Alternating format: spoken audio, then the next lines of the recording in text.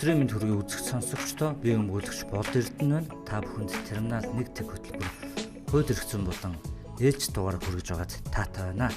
За хүүхдийн аюулгүй байдал эрх ашиг бол аливаа нийгмийн үнэт зүйл байдаг. За гэвч сүүлийн жилүүдэд бэлгийн халдшгүй байдлын эсрэг гэмт хэрэг хүүхдийн эсрэг үйлдэгдэх нь нэлээдгүй болсон. За энэ асуудал бол зөвхөн хууль хяналтын байгууллагын асуудал бус. За тухайн нийгэмд байгаа гэр бүл, сургууль, за нийт нийгмийн хамт олонны анхаарал оролцоог шаардсан асуудал байдаг. За иймд бид өнөөдөр хүүхдийг бэлгийн халдшгүй байдлын эсрэг гэмт хэрэгээс хамгаалахын сэдвийн хүрээнд Монголын хуульчдын холбооны гишүүн өмгөөлөгч Бэлгүн Заяатай ярилцах болно. За манай студид өнөөдрийн зочин маань хүрэлцэн ирсэн байна. Танд энэ өдрийн мэндийг хүргэе. Нэвтрүүлгийн урилгыг хүлээн авч оролцож байгаад баярлалаа. За баярлалаа, өдрийн мэндүргээ. Нэвтрүүлэгтээ орсон Болд Эрдэнэтэй баярлалаа. За шууд үндсэн сэдв рүүгээ орё гэж бодож байна. За Монгол улсын эрүүг хуулийн 12 дугаар бүлэг дээр бол одоо хүний бэлгийн эрх чөлөө халдшгүй байдлын эсрэг гэмт хэргийн талаар хуульчилсан байдаг тийм. Тэгэхээр та энэ бүлэгт байгаа ер нь гэмт хэрэгүүдийг нэг үзэгч олон нийтэд маань зориулаад нэг энгийнээр тайлбарлаад өгөөч. За тухайлбал хүчндэх гэдэг гэмт хэрэг нь ямар гэмт хэргийг хэлдэг юм. За бэлгийн дур услаа ёс бусаар хангах гэж байна. Бэлгийн мүлчлэг гэх мэтчлээ одоо их хүнд нэршилтэй ийм гэмт хэрэгүүд байгаа л та. Тэнгүүд та энэ гэмт хэрэгүүдийг ер нь нэг тайлбарлаад өгөөч. За эрүүл тусгай ангийн 12 дугаар бүлэгт за бэлгийн эрхчлөөний эсрэг гэмт хэргийг хуульчилсан байдаг. За энэ гэмт хэрэгүүд бол ер нь хүйсийн альч байдал хамаарахгүйгээр хүний бэлгийн чөлөөтэй байдлын эсрэг үйлдэгдэж байгаа асуудлуудыг тус бүрдэн гэмт хэргийн шинж гарч байгаа байдал зэргээс нь шалтгаалаад өөр томьёолн нэрсэн ийм гэмт хэрэгүүд байдаг. За энэ бүлэгт бол одоо эрүүгийн хууль заасан нэг бүх насаар хорих ялтай 10 гэмт хэрэг байдаг.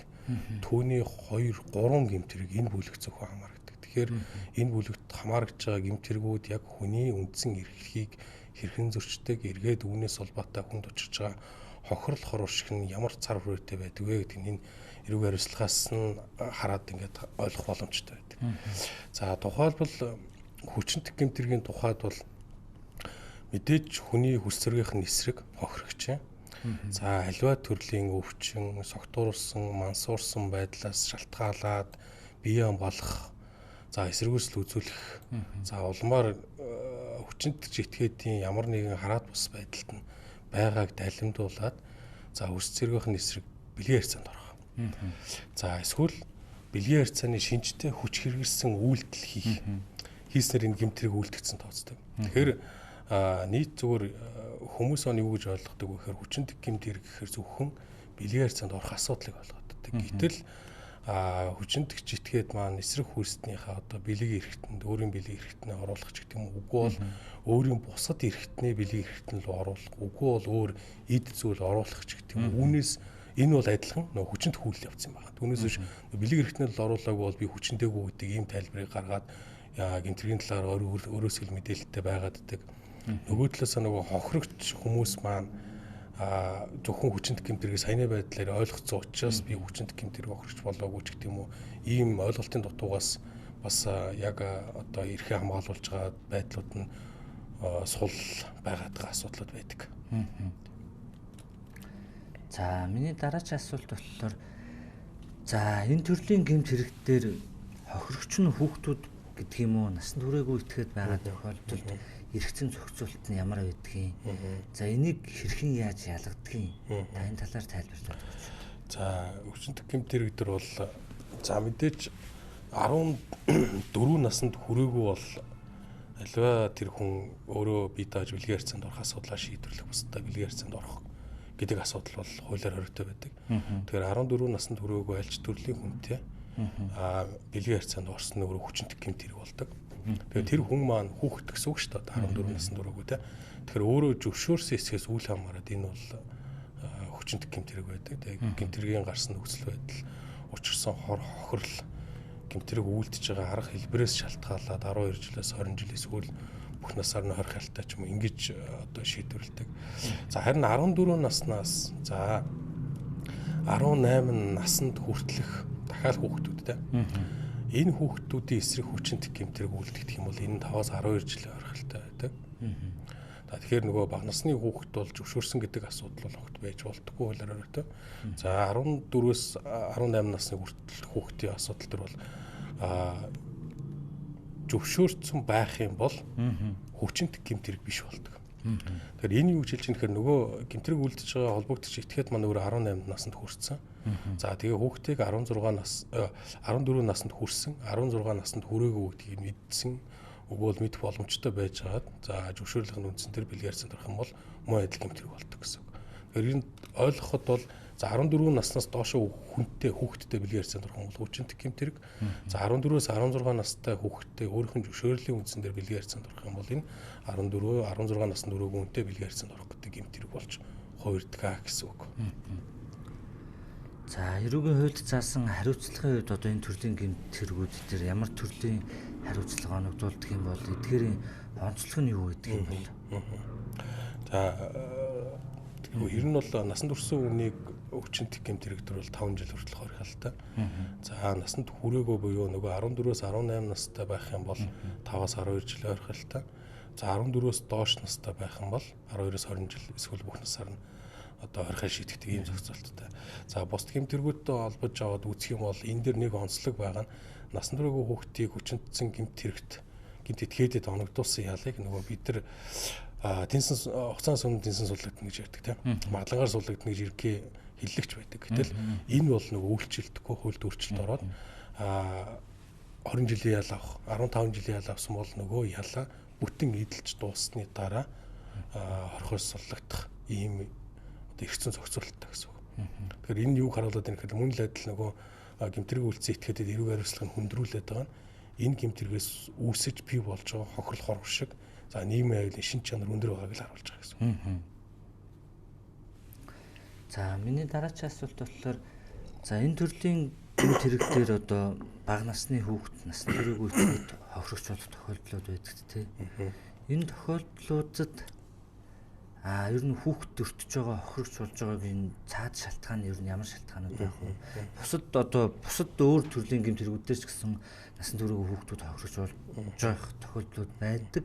Ер нь энэ төрлийн гэмт хэрэг дээр илүү тийм онцлог шалтгаан нөхцөл байдлууд байх болоо. Тэн дээр тэр энэ яг юу гэдэг судалгаанаас харахад тэр одоо яг өмгөөлөгчөд практик төр ингээд ажиллаад хэрэг маргаанууд төр ажиллах хэрэг үзэх харах гэдэг ингээд явхад хүүхэд хохирогч болоод байгаа. За ялангуяа бага насны буюу 14 насны хүртэлх хүүхдүүд хохирогч болоод байгаа шалтгаан гэх юм бол эцэгхийн хараа хяналтгүй байдал. Номер 1 шалтгаан. За үүнээс улболоод юу үүсэж ийн гэхээр хүүхэд одоо гэрээсээ дайжчих гэдэг юм уу? Эсвэл бие хамгаалах чадамжгүй байдлаараа өөр бусад этгээдүүдтэй хамт үлдэж гэмт хэрэгээ хохирогч болдог ч гэдэг юм уу? Энэ нөхцлүүд нэгдүгürt байна. За хоёрдугаарт бол хүүхдээ хажууд архитан согтурах асуудал. Тэ. Одоо эцэг их нь байж болно, насран хамгаалагч нь байж болно, тэ. Бусад этгээдтэй архитан согтурснаар нөгөө согтурсан этгээд мань хүүхдийн эсрэг энэ гэмт хэрэгүүдийг үлдээдэг.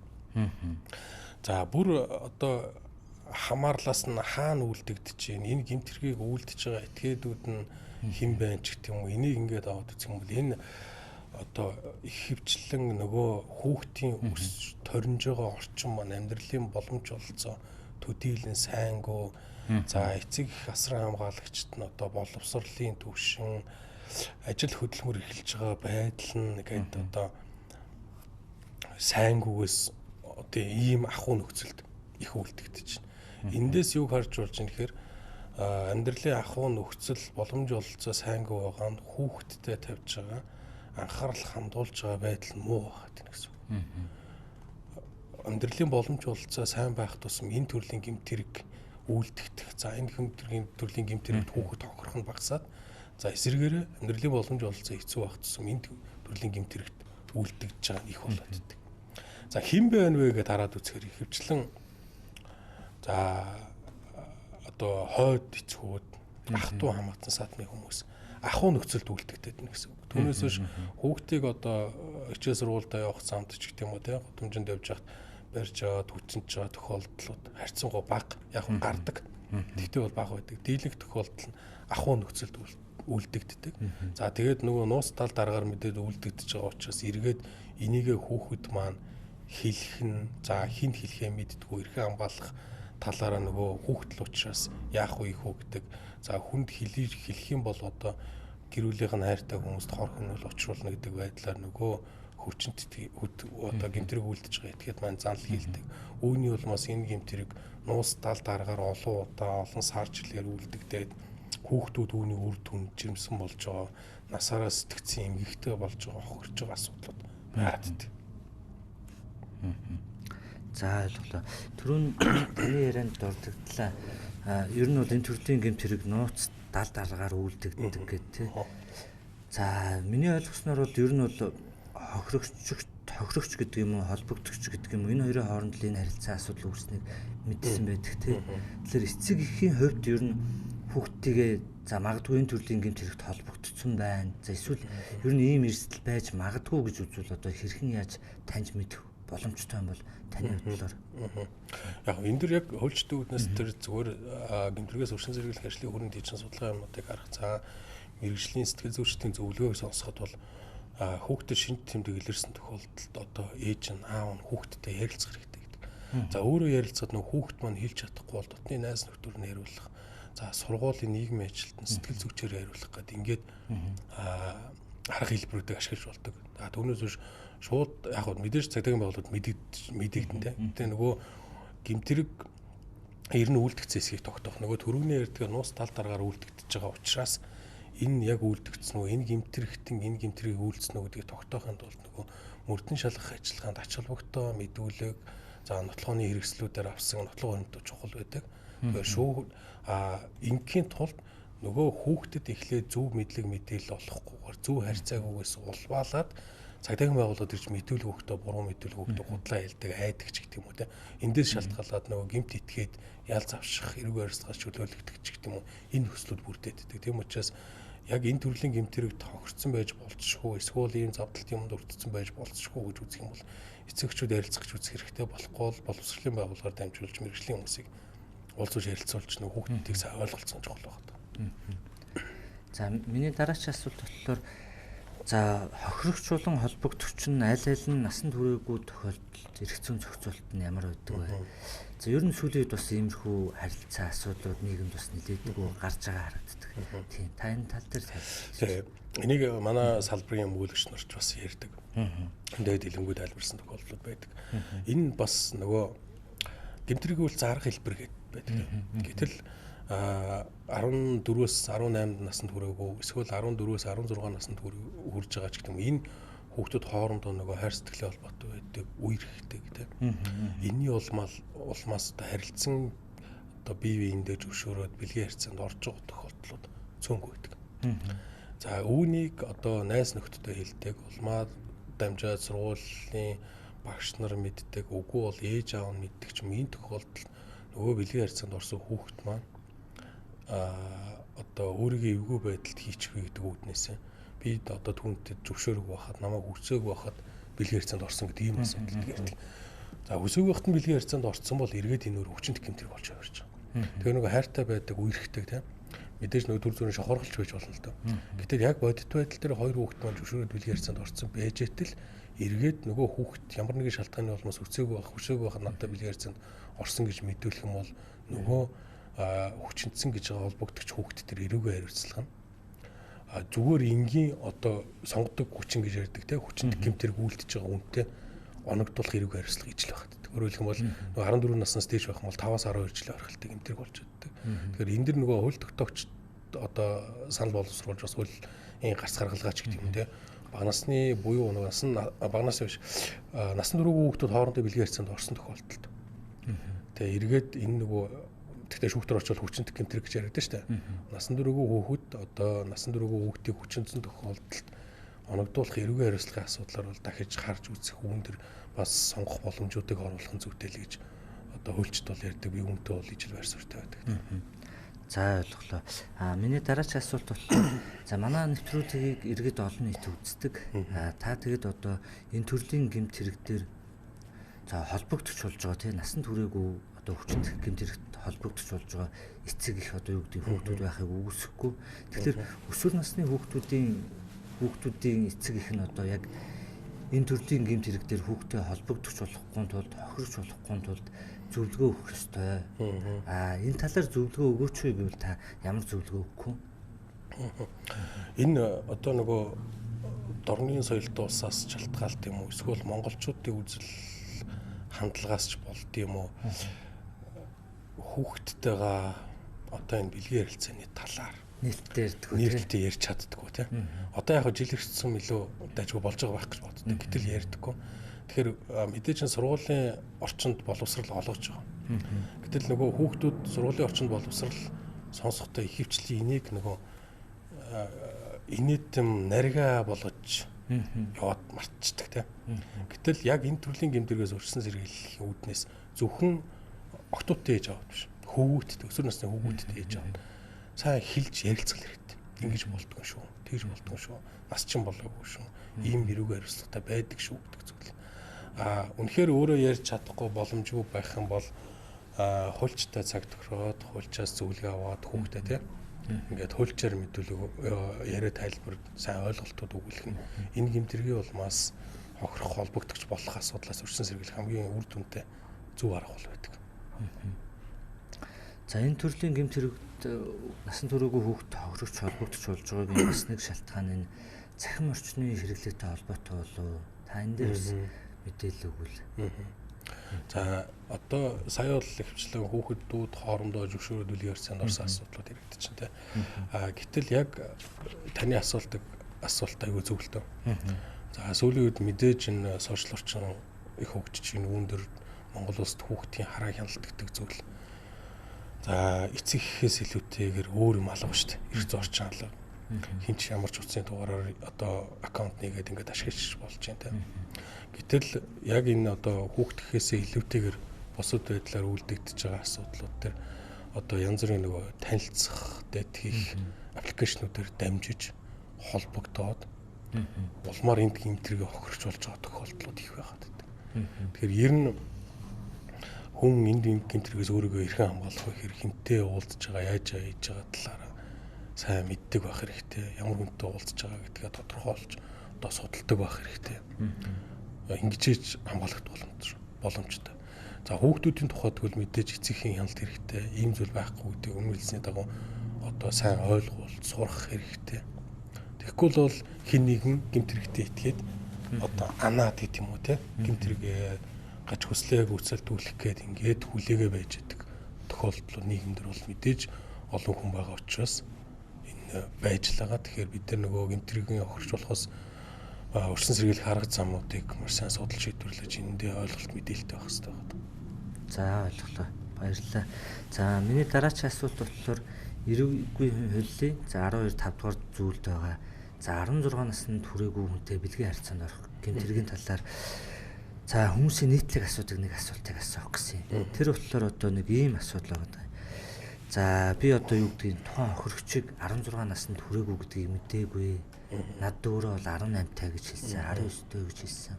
За тэгээд бид хоёр ингээд найзлаад нөхөрлөө бэлгийн харьцаанд орсон. Гэтэл үнийн үйл явдлын дараа эцэг хэн мэдээдч гэдэг юм уу ингээд цагдаагийн байгууллагад хандсан чинь 15 настай хүүхэд байна. Тэг би мэдээгүй шүү гэдэг байдлаар одоо ийм зөвлөгөө өмгөөлөгчөөс авдаг л та. Тэгэхээр та энэ асуултанд нэр хариулж өгөөч. За энэ ямар учиртай гэмт хэргийн яаж зохицуулагддгийг тэрийг үнэхээр мэдэх ёстой мó мэдэх ёсгүй мó гэдэг дээр тайлбар хэлээд өгөөч. Тэгээ эрэг үйл ажиллагааны 12 5 дээр байна тий. 14 наснд хүрсэн 16 наснд хүрэх хүнтэй бэлгээрцэнд орох гээд энэ гэмт хэрэг. Энэ бол одоо үзэгч нартай тайлбарлаж ирэхэд хүчнэх асуудал бол биш. За нөгөө бэлгээрцэнд ороод байгаа хүн маань холбогдогч маань өөр 18 наснд хүрсэн байх хэрэгтэй нэгдүгээр. За хоёрдугаар хохирогч гэж нэрлэгдээд байгаа тэр хүн бол за 14 наснд хүрсэн 16 наснд хүрээгүй байдаг. За тэгэхээр энэ ихвчлэн ер нь одоо эрэгтэй нь 18 наснд хүрсэн. Эмэгтэй нь бол 14-өөс 16 насны хоорондоо ийм байдаг л та. Гэтэл хууль тогтоогч за энэ дэр хууль юу гэж хуульчилсан бэхээр мэдэх боломжтой эсвэл мэдсэн гэдэг ийм ахвалгатай байдаг. Тэгэхээр нөгөө хүүхдийг 16 наснд хүрсэн гэдгийг мэдэх боломжтой ямар нэгэн байдлаар байсан үгүй юу? Үгүй бол мэдчихсэн үгүй юу гэдэг асуудал. Үнэхээр мэдэх боломжгүй байсан, за мэдээгүй байсан тохиолдолд бол мэдээж энэ гэмтрийн объектууд талын шинжийг хангахгүй байгаа учраас гэмтрийн бүрэлдэхүүн гэдэг байдлаар хэрэгсэхгүй болдог. Гэтэл энэ дэр яг бодит кейсүүд байдаг. Одоо сонирхолтой ч гэх юм уу те. Юутай үерхдэг хосууд байдаг. За найз залуунуудаа 18, 19 хүрж байгаа. За хэрэг хизээ шалгадаж ирсэн бэ гэхээр охин 16 нас хүрсний гар дээр жирэмсэн байдаг. За эмнэлгийн хяналтанд ордог. За хугацаа минь бодохоор 15 настай бэлгийн ярьцанд жирэмсэн болчдөг. За аав наан нөхөр гэртээ байгаа манай нөхөр гэдэг. За цагтын байгууллага мэдээж хууль заасан гинтэргийн бүрэлдэхүүнтэй асуудал байгаа учраас дуудаад мэдүүлэг тайлбар аваад ингээд холбогдох хэрэгээр шийдвэрлэх ажиллагаа явагдана. Гэтэл чин одоо тэр үерхэж байгаа охиныгоо бол 16 наснд хүрээгүй гэдгийг мэдчихсэн байж таарна. За эндээс бол болоод байж байгаа. Бит хоёр хоёлоо зөвшөөрж бэлгийн ярьцанд орсон. Хайртай дуртай. Одоо хүүхдэд төрүүлэх гээд ингэ байж байна. Бүр тусдаа энэ орон нутгаас иргэлтэй. Тусдаа ингэ амьдарч байна. За гэтэл охин 16 наснд хүрсэн, за бэлгийн ярьцанд орсон жирэмсэн болсон үеийн 15 настай. Хүү залуу юм байгаад. Энэ дэр яг өгөхөр одоо яг эргүү хэл заарсан нөгөө объектив талын гэмтэргийн бүрэлдэхүүнийг хангацсан субъектив тал буюу 18, 16 наснд өрөөгөө гэдгийг мэдж байгаа энэ асуудал байгаа учраас тэгэл эргүү харьцлага хүлээн. За мэдээж эргүү харьцлага оногдуулахдаа бол нөгөө хувийн байдлын юмнуудыг харж аваад ингээд боломжтой байдлаар шийдвэрлэдэг байдаг. Гэтэл чинь нөгөө нийгмийн харилцаа баялаг учраас хуулиар бүгдийг зохицуулах боломжгүй байгаа. Тэгэхээр нөгөө нийтлэг байдлаар хуулийн байдлаар томьёологдож батлагдсан учраас энэ дагуу хууль хэрэгжүүлж одоо зохих хэрэггүй харилцааг хүлээлгэхээс өөр аргагүй юм нөхцөл байдлууд байдаг л та. За ойлголоо баярлалаа. За энэ төрлийн гэмт хэрэгт одоо хүүхдүүд хохирогч боллоо гэхэд за эцэг эх хамгийн түрүүнд хаана ихэнд хандах ёстой юм.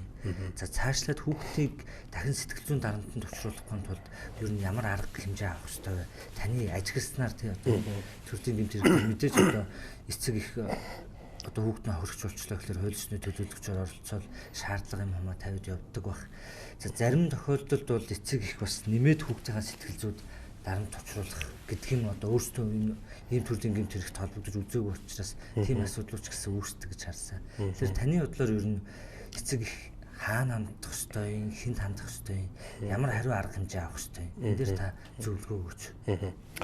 За энэ яг багнасны хүүхдийн эсрэг үйлдэгдээд одоо ахуй нөхцөлд үйлдэгдсэн ч гэсэн нөгөө холбогдогч этгээд маань гэр бүлийн хамаарал бүхий биш тухайн гэр бүлд амьдрдаггүй байх юм бол хүүхдийг гэр бүлд нь үлдээгээд за одоо төрийн байгууллага нийгмийн ажилтны сэтгэл зүйч нар ингээд ажиллаад явдаг. За ахуй нөхцөлд үйлдэгдэг асуудлууд байна. За жишээ аваад ярих юм бол хойд эцэг нь үйлдэгтэй. Яг практик дээр ингээд амьдрал ахуйг харах юм бол нөгөө хойд эцэг гэдэг хүмүүс маань тухайн гэр бүлд айгүй асар их нөлөөт. Өөрөөр хэлэх юм бол тэр гэр бүлийн амьдралыг өөр төр үүрж явдаг тийм. Ээж бол хүүхдүүдтэй. За хүүхдүүд нь байгуулчирч байдаг юм байгаад байдаг. Энэ тохиолдолд одоо өмгөөлөгчийг одоо нөхөртөө авах уу мэдээж нөхөр цагдаа өргөжж байгаа тийм. Нөхөртөө өмгөөлөгч авах уу эсвэл хүүхдтэй авах уу гэдэг ингээд надад байгаан тэдэнд хүрэг байна гэд ингээд явж байгаа хүнийг бол би өөрөө харж ирсэн. Надтай хуулцж ирсэн тийм. Яг гэх юм бол энэ амьдралыг авч явахын тулд нөхөр хэрэг болчиход байдаг. Гэтэл нөгөө охин хүрнэ хүчинт гэмт хэрэг охирч болчиход байдаг гэдэг. Таны асуусан асуултын дагуу бол мэдээж эхлээ цагдаагийн байгууллага тань. За цагдаагийн байгууллага бол энийг гэмтрэг байна уу гэдэг асуудлыг тухайн хариуд үүрэг ч юм уу сум орон нутгийн байгууллага төр эхний шалгалтын ажиллагаа явагдаад улмаар за тусгай мэргэжлийн буюу энэ нас наруугүй хүүхдтэй холбоотой гэмтрийг шалгах мэргэжлийн байгууллага руу цагдаа руу ингэж шилжиж ирдэг. За тухайн орчин нөхцөлд байх юм бол хүүхдийг төр хамгаалах байр руу шилжүүлдэг. За энэ төр хамгаалах байранд хүүхд байгаад тодорхой энэ мэргэжлийн хүмүүсээс сэтгэл зүйн зөвлөгөө аваад за эмчилгээ үйлчлэгээ аваад ингээд сэтгэл зүйн асуудлыг шийдвэрлэгдэх хашидны юмнууд хийгддэг. За холбогдчихдгийг бол цагдаа орол ингээд явдаг л байна. Тэгэхээр энэ төрлийн гэмтрэгт хүүхд холбогдсон байвал цагдаагийн байгууллагад л хамгийн түрүүнд мэдэгдэх ёстой. Гэхдээ хүүхдтэй хүмүүс сайн ярилцаж ойлголтууд өгөх ёстой. За хуулийн бодит хэрэгжилтэд буюу практикт те энэ төрлийн хэргийн одоо хохирогчийн өмгөөлөгчөөр за холбогдогчийн өмгөөлөгчөөр ажиллахад за мөрдөн шалах ажиллагаанд тулгамддаг асуудлууд байгаа юу? Энэ дээр та яг мэргэжлийн өмгөөлөгчөөр байр суурь илэрхийлж. Тэг. Ер нь монголчин бол эрүүгээр хэн шийдвэрлэх ажиллагаа эргээд энэ хоёр шатанд хуваагдаж байгаа. Нэгдүгээрт нь шүүхийн шат шүүхийн өмнөх шат буюу нөгөө хэрэг бүртгэлт үрдэн байцаалтын ажиллагаа. За хоёрдугаарт нь шүүхийн шат байдаг. Тэгэхээр шүүхийн шатанд ирсэн нэгэнд богдод ирсэн хэргийн хүрээнд л гэмбүргийн асуудлыг шийдвэрлэдэг. Өөр нэмэлт баримт цуглуулах боломжгүй байдаг. Хатуу хязгаарлагдсан заагтай. Гэтэл шүүх гэмбүртэй эсэх асуудлыг шийдэх гэдэг хаа нөгөө мөрдөн шалгах ажиллагааны явцад цугларсан баримтууд хангалтгүй байдаг, юм тохиолдол байдаг. Энэ юунаас үүдээд энэ хэрэг за нэгдүгээр тухайн хэрэг холбогдогч этгээд за хизээ өнгөлөгч авчи. За хохирогч маань хизээ мэдэгдэж ийн гэдгээс шалтгаалдаг. Өөрөөр хэлэх юм бол 3-4 жилийн хугацаанд үргэлжилсэн асуудлыг за эсвэл 3-4 жилийн өмнө болсон ч юм уу тодорхой хугацааны өмнө болсон асуудлыг нөгөө эцэг маань хүүхдтэйгээ ярилцдаггүйгээс болоод энэ хүүхдийн асуудлыг хилдэхгүй нуугаад тэгээд цагдаагийн байгууллага мэдээд мөрдөн шалгах ажиллагаа явуулахаар нөгөө бэлгийн хэрэгцээнд орсон байдал нь тогтоогдоод их хүндрэлтэй байдаг. За тодруулах юм бол биологийн уул мөрүүд арилсан байдаг. За сэтгэл зүйн хувьд юмнууд байдаг. За дээрээс нь одоо тодорхой харилцаж байсан одоо чат юмнууд ч гэх юм уу те энэ юмнуудыг устгаж алга болгоснос үүдээд за гэмтрэг үйлс итгэхэд гэмбүргийн асуудлыг шийдвэрлэхэд хүндрэлтэй юмнууд их байдаг. За үүнээс өршлөн шийдвэрлэх мөн сэргийлэх те мөрдөн шалгах ажиллагааг зөв үр дүнтэй түргэн шуурхай явуулахын тулд яах вэ гэхээр мөн л эцгийн хараа хяналт болж байгаа. Яагаад эцгийн хараа хяналт гэдэг юм гэхээр энд нөгөө хууль сахиулах байгууллага за бусад туульч нар ч гэх юм уу те эсвэл сургууль хүмүүжүүлэгч нар ч гэх юм уу нөгөө хүүхдтэй хамгийн ойр буюу эцэгхээс нь ингээд илүү ойр байж чаддаг. Мэдээж бодлогын хүрээлэнчдэр гэмтрэгээс өрсөн сэргийлэх ажлууд явагдаж байгаа боловч эцэгхийн хараа хяналт эцэгхийн хүүхдтэйгээ хандж байгаа байдал ярилцж байгаа байдал бол нин дөрвөнд гэмтрэгээс сэргийлэх арга замын нэг байх нь гэмтрэг гарсныг цагаалталгүй хийснээрээ гэмтргийн үлцэтгээдийг одоо эрг барьцлага хүлээлгэх улмаар хүүхдийн одоо хогссон одоо хохирлыг даамжруулахгүй байх улмаар одоо сайн арга хэмжээ авах хурууshгийг арилгах талаарх цагаалталгүй хийх ажлууд бол энэ эцэгхийн мэдээллүүдээс их шалтгаалж байгаа. За дараагийн асуулт болохоор энэ төрлийн гэмт хэргийг ярихлаар бас зайлшгүй нэг яригддаг гэмт хэрэг бол одоо бэлгийн дур хүслээ ёс бусаар хангах гэсэн гэмт хэрэг байгаа. За энэ гэмт хэргийг хүчиндэх гэмт хэрэгээс хэрхэн ялгах юм? За мөн энэ гэмт хэргийг за бага насны болон насан туршийн хүүхдийн эсрэг үйлцэн тохиолдолд яаж шийтгэл нь ямар байдгийг энэ талаар та тайлбарлаад өгөөч. За энэ гэмт хэрэгт бол мэдээж бага насны хүүхдийн эсрэг үйлдэх юм бол эрг барьцлага хүндэрч ордог. За энэ дэр нэг ялгаатай зүйл байдаг. Бэлгийн дур хүслээ ёс бусаар хангаж гин үү, хүчиндж гин үү гэдэг асуудал төр хоёр өөр байр суурь илэрхийлэгдэнэ. Тэгэхээр юу гэхээр энэ бэлгийн харьцаанд орох асуудлыг хохирогч буюу те мэдээж насан турш байх юм бол энэ гэмтрэг бол. Хохирогч буюу одоо насан туршийн этгээд маань зөвшөөрж ийн үгээр хөгдөж. Тэгээд бэлгийн харьцаанд орё гэж зөвшөөрсөн хэрнийг ёс бусаар хангаад байна уу гэдэг нэг өөр асуудал. Бэлгийн харьцаанд орно гэдэг бол огч зөвшөөрөг бол мэдээж хүчтэй гэмтрэг болж ирж байгаа. За ойлголоо. Миний дараагийн асуулт болохоор одоо энэ эрэггүй хуулийн 12-р зүйлд байгаа энэ хохирогчийг тохууранд оромжлсон үйлдэл гэдэг нэг тодорхой үйлдэлд дурддагдсан байгаа юм. За энэ үйлдэл нь юу гэж байгаа юм бол ер нь ямар тохиолдолд энийг одоо энэ үйлдэлийн шинжтэй байна гэж ойлгодог юм бол тийм. Энэ бол эрүүл онцгойнгийн 12-р зүйл заасан хүчинт гэмт хэргийн хүндрүүлэх нөхцөл байдал хоёр дээр орж ирдэг тийм. Тэгэхээр хохирогчийн эсрэг мэдээж нэг хүч хэрэглээд бэлгийн харьцаанд орж уг бол бэлгийн харьцааны шинжтэй хүч хэрэгсэн үйлдэл хийж байгаа. За тухуурхан даажигнах гэдэг нь юу хэлээд байна гэхээр одоо хохирогчд үйлдэж байгаа үйлдэлийн үр дүнд хохирогчд сэтгэл зүйн маш их шаналлыг өгж байгаа гэсэн. Тэ? Чи бол одоо хинч биш үний эсрэг юу ч хийж чадахгүй гэдгийг өөрт нь ойлгуулах байдлаар тэ? За хүн ёсны үүднээс хандахгүйгээр гэдэг ийм тухайлсан үйлдэлүүдийг яг энийг тухуурхан дайжгна гэж бол үүдсэн юм бол байхгүй. Тухайн гэмтрэг үйлдэлт арга хэлбэрийн хувьд юуг ойлгож ямар арга хэлбэр хийгдэж байна гэдгийг шалтгаалж байгаа. Ихэвчлэн ер нь бол сэтгэл зүйн маш их шаналлыг үзүүлж за одоо чи бол хинч шүү гэдгийг ойлголтыг л төрүүлэх арга хэлбэр үг хэллэг энэ юмнуудыг одоо үйлдэж байгаа нөөрэ тохирхон даажгнах шинж бол орж ирдэг гэсэн үг.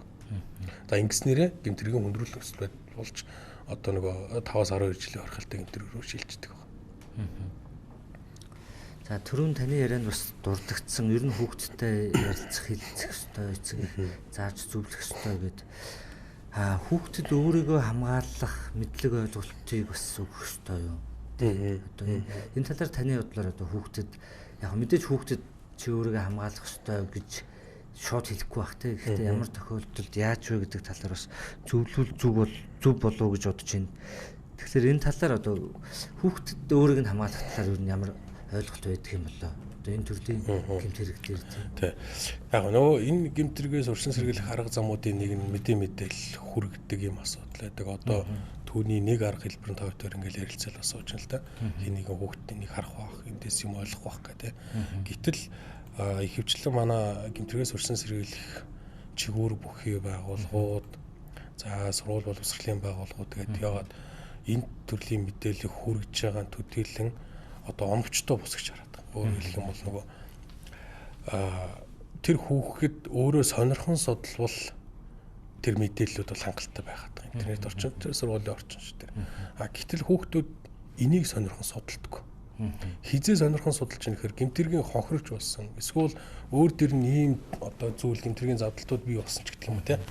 Энэ тохиолдолд судлаад байдаг. Түүнээс биш бидний зорилго юу байгаад энэ хэр хохирогч болохоос өмнө энэ төрлийн мэдээллийг аваач ойлгооч гэдэг зүйлийг хэлээд байгаа. Зүгээр хөлчийн хувьд миний санаа бодол юу гэдэг вэ? Энэ эрхээ боловсролын сургуулийн одоо дунд анги ахлах гэхгүй дунд ангиас ахуулаад яг энэ төрлийн ч гэдэг юм эсвэл хүүхэд холбогдож болох гэмт хэрэг.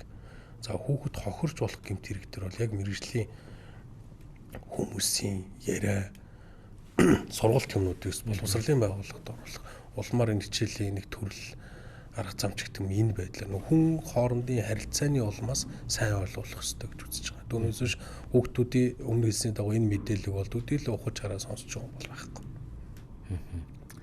За ойлголоо. Миний дараагийн асуулт болохоор энэ төрлийн гэмт хэргийн хүрээнд гэхдээ насан турсан хүмүүсийн хүрээнд нэг асуулт байгаа. Сүүлийн үед бас хүмүүс өмгөөлөгч бас энэ зөвлөгөө их асуудаг юм билээ. За одоо юу гэдгийг нэг эмэгтэй хүнтэй одоо ингээд танилцсан. Тэгээд хамт ингээд танилцаад, найзлаад, бэлгийн харилцаанд орсон. За тухайн үед ихийн айлын согтур тундаа хэрэгэлсэн. Хэрэглэсний дараа гэдэг юм одоо маргааш нөгөөдөр нь цагдаа танддаг. Намайг хүчнэсэн гэж өгчдгөө. Гэтэл уг нь бол бид хоёр ингээ хоорондоо ингээ тохиролцоод энэ бэлгийн харилцаанд оролцсон байдгаа гэдэг зөвлөгөөг маш их авдаг юм билээ. Тэгэхээр энэ тохиолдолд одоо хэрхэн яаж зохицуулагдсан байдаг юм бол одоо хүчнэх гэмт хэрэг гэж үздэг үү, үзэх үү? За үзлээ, үзэхгүй байлаа гэхэд ер нь ямар төрлийн нотлох баримтууд илүү ач холбогдолтой чухал байдаг юм бол тийм та насан турсан хүмүүст бас тий. Яг энэ асуудал бас хууль хэрэглээний үед за эрүүгийн хэрэг хэн шийдвэрлэх ажиллагаа, мөрдийн шалгах ажиллагааны бас нэг тийм тулгамдсан зүйл байдаг. За ихэвчлэн тийм оюутан залуусын хооронд үлдэж байгаа асуудал л да тийм. Өсвөр насны тийм насан турсан хүмүүс тийм хоорондоо ууж идэж яваа танилцдаг тийм. За улмаар бэлгийн харьцаанд ордог. За маргааш нэг ихэлтгүй 4-5 оноо ч юм уу цагдаагийн боолоор гомдол гаргаж байна.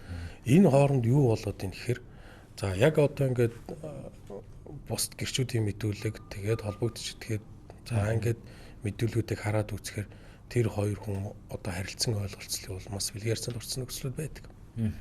Бодитоор тийм. Гэтэл хохирогч 4-5 хоногийн дараа цагдаагийн байгууллагууд юу гэж мэдүүлээд ийм гэхээр за би согтсон байсан. Энэ асуудлыг мэддэггүй. Мэдхгүй бол бас бэлгийн харьцаанд орсон байна. Нам хүчнэсэн байна. Би юм болж чадамжгүй л. За үгүй бол би зөвшөөрөхгүй гэж бэлгийн харьцаанд орсон гэдэг. За энэ дэр нэг нюанс гарчиж байгаа. Энд одоо маргааш нь ч гэдэг юм 4-5 хоногийн дараа ч тийм хохирогч яагаад энэ мэдүүлэг өгөх болов? Яагаад цагдаагийн байгууллагад гомдол гаргах болов гэхээр нөгөө танилцаад бэлгийн харьцаанд орсон залуу маань охиныг одоо гомдоосон ч гэдэг юм. Эсвэл би тэрнтэй бэлгийн харьцаанд орсон гэдгийг ойр тойрныханд нь одоо хэлсэн ч гэдэг юм уу те. Үүнээс бол болоод нөгөө хохирогч маань нэгдүгээрт өөрийнхөө нэр хүнийг хамгаалахын тулд нэр төр авч үлдэхийн тулд хоёрдугаарт одоо гэр бүл найз нөхөд маань энийг мэдчихвэл яана гэдэг байдлаас. За гуравдугаарт бас нэг асуудал одоо нууц биш л те. Гэхдээ хүн болгон биш. Энэ хугацаанд надад мөнгө хойрлоо гэдэг асуудал байдаг. Энэ бол одоо нэг харахад байдаг асуудал. Гэтэл цагдаагийн байгууллагууд төр явж байгаад нөгөө хохирогч мөглөгчтэй болдог ч юм уу эсвэл хохирогч холбогдогч нар хоорондоо харилцаа ойлголцооч гэдэг юм уу тодорхой хэмжээний одоо мөнгө төлөө тийм хохирол барагдуулж ийн гэдэг нэрээр мөнгө шилжүүлээд ингээд хэрэгсэхгүй болж байгаа асуудал байдаг. Энэ дэр яг бодит байдал нь одоо хин нэгэнд эрүүг хариуцлага завшуулаад эрүүг хариуцлагаас чөлөөлөд байгаа асуудал биш. Нөгөө эмэгтэй хүн маань анханасаа мөнгө санхүүгийн дэмжлэг авах сонирхолтой улмаас энэ төрлийн гэмтрэг дээр одоо гүтгэж ийн гэх юм уу ийм асуудлаар эсвэл сүрдүүлж байгаад ингээд мөнгө авч байгаа тохиолдол байдаг. Бодит байдал нь бол хоорондоо тохиролцол бэлгийн харьцаанд орсон байдаг. За үгүйгээд явах юм бол энэ гэмтрэг байна нус талдараар үлдэгддэг. За мэдээж 3 ч идэхэд харсан эсвэл 3 ч идэхэд байсан бол одоо зөвшөөрөд бэлгийн харьцаанд орсон гэдгийг гэрчлээд ингээд явдаг тийм. Гэтэл нөгөө нус талдараагаар үлдэгддэг учраас бэлгийн харьцаанд орсон хэсэг асуудлын за улмаар нөгөө ДНК-гээр одоо биологийн одоо үр дүн улмаар илэрж ийнэ хөө гэдэг асуудлын шинжилгээр тогтоохоор илэрдэг. За гэтэл чин залуу бол одоо бэлгийн харьцаанд орсон нь бол хэлцдэг. Зөвшөөрөл орсон шүү дээ. Гэтэл нөгөө эмэгтэй маань орж ирээд би бэлгийн харьцаанд ороогүй зөвшөөрөөгүй гэдэг юм ярьчих юм бол энэ тэгэл хүчинт гэмтрэг мөн. Явахаас өөр аргагүй. Хууль бол ийм л байна. Тэгэхээр энэ дэр жоохон нөгөө эрүүг харьцлага оногдуулах асуудал нь хөнгө хүнд байх уу гэдэг зүйл нь яригдана уу гэхээс биш ингээ явчихдаг. Тийм учраас одоо яг уулзаж танилцсан хүмүүстэйгээ бэлгийн харьцаанд орж байгаа тохиолдолд одоо маш боломжтой байх одоо хажуудаа мэдээж гэрч байлгах гэх зүйл бол байхгүй шүү дээ тийм боломжтой байх. Эргээд энэ харилцаагаа авч үлдэхийн тулд тодорхой хугацаанд үргэлжлэгээ цааш харилцаатай байх ч гэдэг юм. Ийм асуудлыг одоо хөлчөө хэлмээр байна. Тийм. Энэ гэхдээ энийг өнцгөөс харахаар тийм жоохон эвгүй юм шиг те хүнийг одоо ингээд харилцаагаа цаашаа авч явж хэлээд байгаа юм шиг боловч нөгөө талаас боддоор маш их гараад байгаа кейс. Яаж чадахгүй шийдвэрлэгддэг. За тодорхой хувь тохиолдолд нь хохирол хор уршиг гэдгээр мөнгө аваад хэрэг очоод хэрэг дээр цагдаагийн байгууллага за түүний шалгах прокурорын байгууллага энийг бол нөгөө мөнгө авчингууд нь хэрэгсэх болгочих байгаа асуудал байхгүй шүү дээ. Нөгөө хохирогч маань очоод мэдүүлэг өгдөг те. За би ингээд гомцсонтой ингээд хотлоо ирсэн юм ач гэдэг юм уу те. Ийм асуудал байдаг. Ингээд нэгэн тийм мэдүүлэг өгч байгаа бол за худал мэдүүлэг өгөх гэмтрийн шинжтэй асуудал байна уу, үгүй зөрчил байна уу гэж үзээд хохирогч дээр эрүүг харьцлага юм уу эсвэл зөрчлийн харьцлага үлээлгээл үндсэн эрүүг бол 12 заасан гэмтрийг хэрэгсэх болгол явж байгаа юм кейсүүд бол байдаг л та. Харин тийм сүүлийн үед одоо эрүүг дээр дагнж ажиллаж байгаа өмгөөлөгч нар бол яг энэ төрлийн гэмт хэрэг дээр таны саяны дурдсан ийм суурь шалтгаануудаар үйлдэгдэж байгаа тохиолдлууд нэлээдгүй байна гэж ярих болсон. Ер нь бол манай залуучууд те энэ бэлгийн харилцаа гэдэг харилцаагаа их нандинаж зүгээр ойлгох хэрэгтэй юм шиг байна. Тэгэхгүй бол ингээл харигтаар суугаад ингээл нэг энгийн байдаг зүйл шиг ойлгоод тэгээд тэрэн цаанаа маш том эрх зүйн үр дагаврыг үүсгэж байгаа. Одоо хүчнэх гэмт хэрэгт буруутгах гэдэг бол үр дагавар өндөртэй л дөө тий. Тэгж байгаа. За миний дараагийн асуудалт болохоор за яг мөн адил саяны таны ярьсан жишээн дээр одоо ингээд насан турш хүмүүсийн хүрээнд бодож ойлгоё. За бэлгийн харьцааны шинжтэй хүчирхэлсэн үйлдэл гэж байгаа. Түрүүн та нэвтрүүлгийн ихэнд бас тайлбарж хэрэгэлсэн. Энийг нэг дэлгэрүүлээд тайлбарлаад өгөөч. Ер нь за мөн адил хүмүүс одоо би бэлгийн шинжтэй үйлдэл хийгээгүй ч гэж ойлгоно.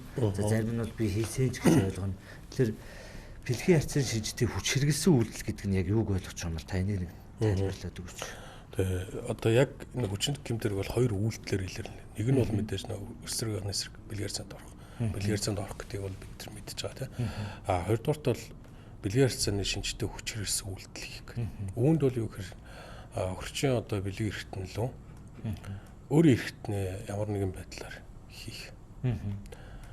Хохирогчийн бусад одоо эрхтэн лөө те өөрийн эрхтнээ хийх эсвэл өөр бусад зүйл хийх гэдэг энийг ойлгож байгаа. Тэгэхээр яг наривчлал одоо тэгнэ ингэнэ гэж филтрлэхэд бас тохиромж байгаа те. Тэгэхээр энэ үр дагавар энэ үйлдэл хийгдснээр хүчинт гэмт хэрэг гэж ойлгоно гэсэн.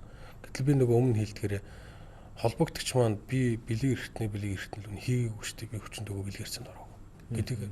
Гэтэл чин яг эсрэгээр хохирогч бол хүчинт гэмтэр гэдэг бэлгийн харьцаанд орох гэдгээр л ойлгоцсон учраас би бэлгийн харьцаанд над руу одоо битэр бэлгийн харьцаанд ороогүй учраас энэ хүчинт гэмтэр биш юм байна гэдэг ийм ойлголттой яваад идэг.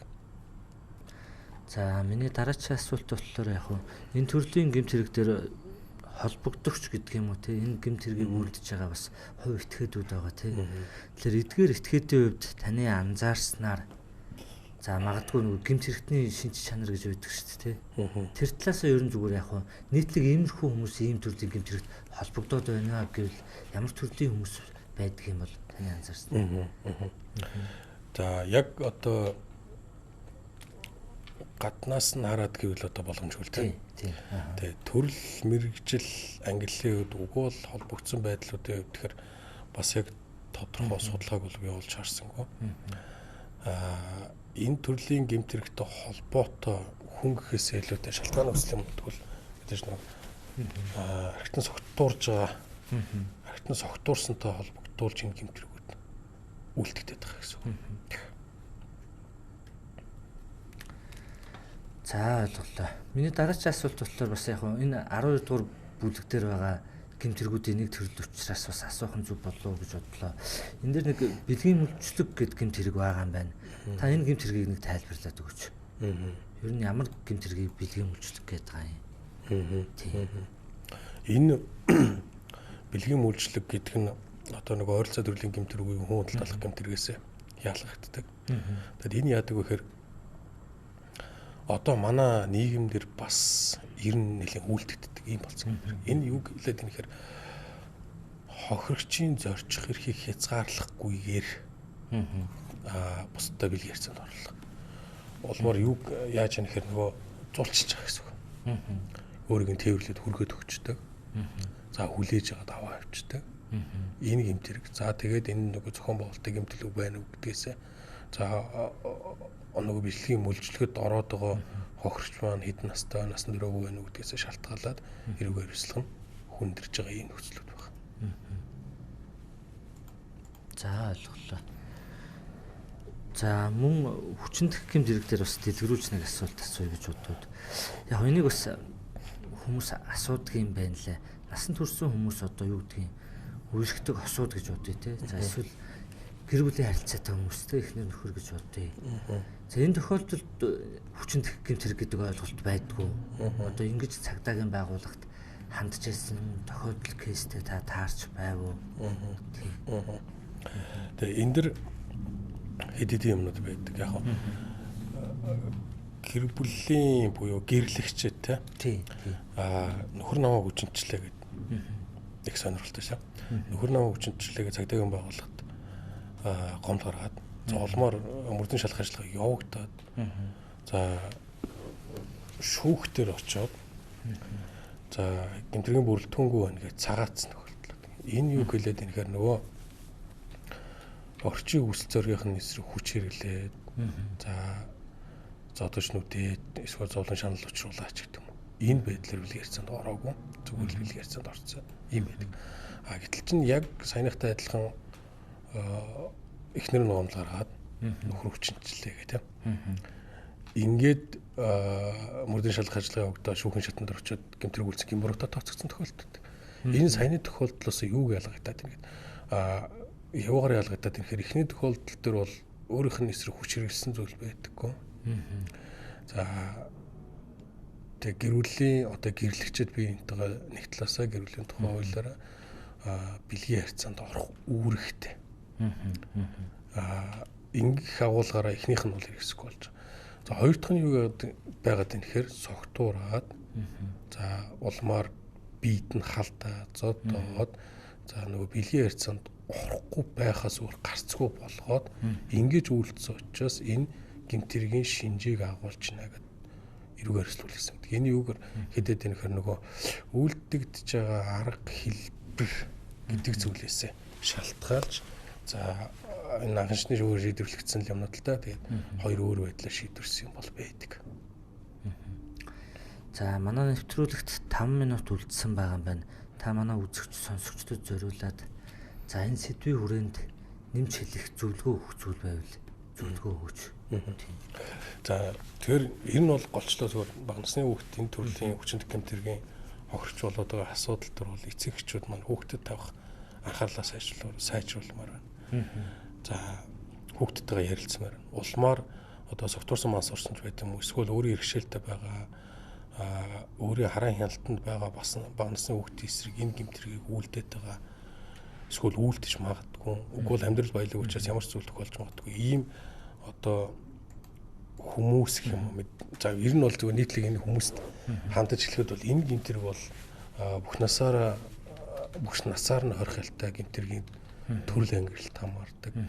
За олмоор оногдуулсан ялын хугацаанаас өмнө тэнсэн суллах буюу магадлан гарах боломжгүй ийм байдаг. Тийм учраас нөгөө шууд хилээд ойлгодоггүй за ингэж байж болдгоо гэдгийг мэдгүй хилээд мэдгүй хүмүүс байдаг. Тэгэхээр энэ төрлийн хүмүүст бол энэ эрүүгийн хариуцлага гэдэг зүйлийг сайн ойлгох. Ингэснээр энд төрлийн гэмтрийг үйлдэхээс одоо сэргийлнэ гэх юм уу. За мэдээж нөгөө хэнийг этгээдэд энэ эрүүгийн хариуцлагыг ойлгуулсан бол энэ гэмтрийг үйлдэгдэхгүй. За энэ гэмтрийг үйлдэгдэхгүй байна гэдэг нь тухайн орчин нөхцөлд байгаа тухайн этгээдийн үйлдэлээс хохирогч болох хүүхдийн одоо ирээдүйн хамгаалагдж байгаа бэлгийн эрхчлөө хамгаалагдж байгаа юм асуудал учраас нэгдүгээр эцэг эхчүүд хүүхдтэйгээ сайн харилцах, хоёрдугаар ерэн зөвөр нийтэд хэлэхэд энэ гэмтрийг бүх насаар орхилтой гэмтрийг байдаг.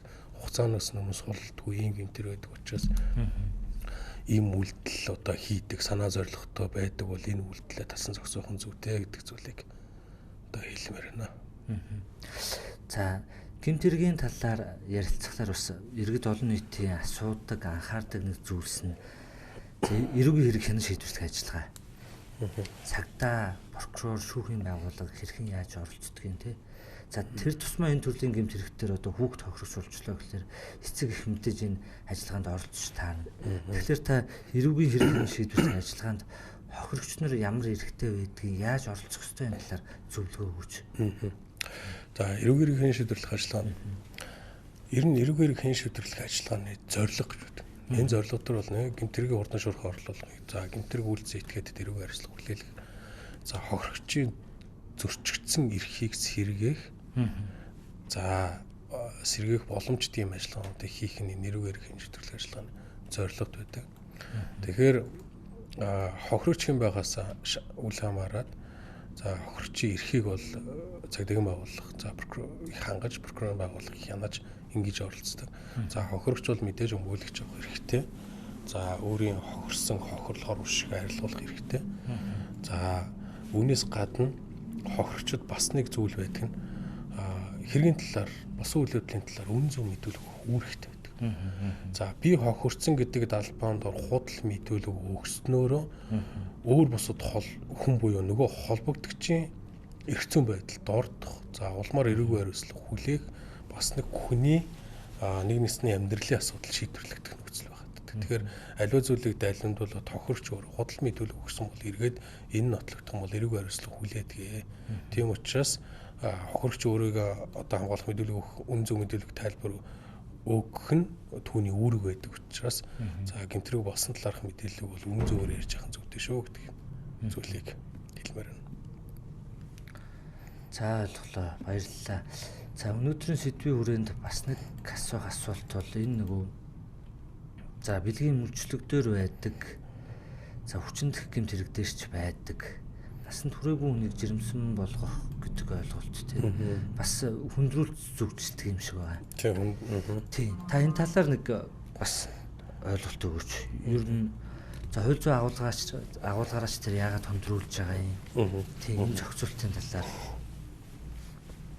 энэ 94 хүчин гэмт хэрэг төр байдаг. Яг саяны бэлгийн мөрчлөгч байдаг. За 16 наснд түрүү хүнтэй бэлгээр цанд орох асуудал төр байдаг. Тэг хохирогч одоо хүчинт за саяны нэр дурдсан гэмтрэгүүдийн хохирч болсноор за жирэмсэн болдог асуудал тийм. Жирэмсэн болно гэдэг нь яагаад хүндрүүлээд юм гэхээр хохирчод учирж байгаа хор ушиг хохирол нэмэгдэж байна гэсэн үг. Жирэмсэн болсноор түүнд гарах үр дагаврууд сөрөг үр дагаврууд ихсэж байгаа гэсэн үг. Нөгөө хүүхдийг үр хүндэх асуудал яригдана. За үр хүндснөөрөө за дахид одоо жирэмсэн болохоос үл шалтгаалаад ийм нөхцөл рүү хүүхдийг одоо оруулж байгаа. За насанд хүрсэн хүнийг муу адил ингэж оруулж байгаа нь сэтгэлийн хувьд бас их шанал зовлог мэдрүүлж байгаа учраас энэ хүндрүүлэх бүрэлдэхүүн болж үйлчлэгддэг байгаа. За мөн дараагийн асуулт болохоор Яг энэ төрлийн маргаан дээр өмгөөлөгчөөр ажилладаг өмгөөлөгч маань нэвтрүүлэгт өргөдөө оролцож байгаа учраас асууж байна. За эрүүл мэндийн 12 дугаар зүйл дээр байдаг бие үнэлэхийг зохион байгуулах гэдэг гэмт хэргийн талаарх бас ойлголт байна. Та энэ талаар ер нь энэ гэмт хэрэг нь юу хэлж байгаа юм гэдгийг бас нэг тайлбарлаад өгөөч. Одоо энэ бас яг одоо Монголын өнөөгийн нийгэмдэр бас нийтлэг болчиход байна. Бид ингээд эрүүл мэндийн шийдвэрлэх ажиллагааны янз бүрийн процесс, янз бүрийн материалуудыг харж байна. Дээрээс нь сошиалоор ингээд харж байна. Гэтэл яаж нөхөр энэ санхүү авна гэдэг зар сошиалын янз бүрийн сувгуудаар интернет орчинд тавигдчихэв. За тодорхой бүлэг хүмүүс эндээс одоо энэ бие үнэлэгчийг худалдаж авах ч гэдэг ийм ажиллагаанд явуулж байна. Гэтэл яг энийг тодорхой зохион байгуулж ажиллаж байгаа бас хүмүүс байна. Энэ нөгөө массажны газрууд дарч байдаг, өөр бус байдлуудаар хүргэж өгөөд буцааж авах асуудлууд байдаг. Тэгэхээр энэ асуудлыг тасан зохицохын тулд одоо энэ мэдээллийн технологийн үүднээс яг энэ зарын юмнуудыг боловлох талаараа тодорхой арга хэмжээнүүдийг авч ажиллах нь зүйтэй байдаг. Үүнээс гэмтэргээс урьдчилан сэргийлэхийн тулд. За үүнтэй холбогдуулаад бас нэг асуудал байгаа нь нөгөө бие үнэлэгчийг авч байгаа этikeт гэх юм уу те. Бусдын хүчинд өртөөд нөгөө мөнгөний төрөнгөөрөө бас хохирох асуудал байна. За тодорхой буудлын өрөөнд ч гэх юм уу дууддаг, гэртээ дууддаг ч юм уу байдаг. Гэтэл нөгөө эмэгтэй маань орсны ард дээр дараас нь залуучууд орж ирдэг бичлэг хийдэг ч гэх юм уу те. Ингээд өөрт нь байгаа бүх мөнгөний авдаг ч гэх юм уу. Ягаад гэвэл өөрийнх нь одоо сул талыг дайлимдуулж энэ асуудлыг хохирч болж байгаа тохиолдолд бас муу адил зөнгөө гарч байгаа гэдэг. Тэгэхээр ер нь аливаа төрлөөр энэ асуудал бие үнэлэх авах асуудлыг одоо эрчүүд маань ихвчлэн одоо болох хэрэгтэй юм уу? Үүнээс болоод за хүчинд гэмтэргийн зохирчуулалтын улмаар өөрөө эдгээр мөнгөний бас хүчинд гэмтэрийг холбогдож болж байна. Эдгээр мөнгөөрөө ч бас хохирч байгаа асуудал бий болоод байна. Ер нь бол хуулиар хоригдсон зохицуулалттай харилцаа шүү дээ. Тийм хоригдсон тухай хуулиар. Тийм. За үзэгч сонсогчдоо терминал 1-ийн хөтөлбөр хууль эрхцэн болон ээж дугаар та бүхэнд хүрлээ. За өнөөдөр бид бэлгийн эрхчлөөний эсрэг гэмт хэрэг, за хүүхдийн эсрэг хэрхэн яаж үйлдэгдэж байгаа талаар мэргэжлийн хуульч өмгөөлөгчтэй ярилцлаа. Өмгөөлөгч та бүхнийг өөрсдийн насанд хүрээгүй хүүхд, бага насны хүүхдтэй анхаарал халамжаа хандуулаарай гэж хүсэж байна. За ингээд эх 7 хоногт энэ өдөр энэ цагтаа иргэн уулзъя. За мөн нэвтрүүлэгт одоо оролцсон зочиндоо баярлалаа. За ингээд эх 7 хоногт уулзъя үзэгчтэй. Баяр таа.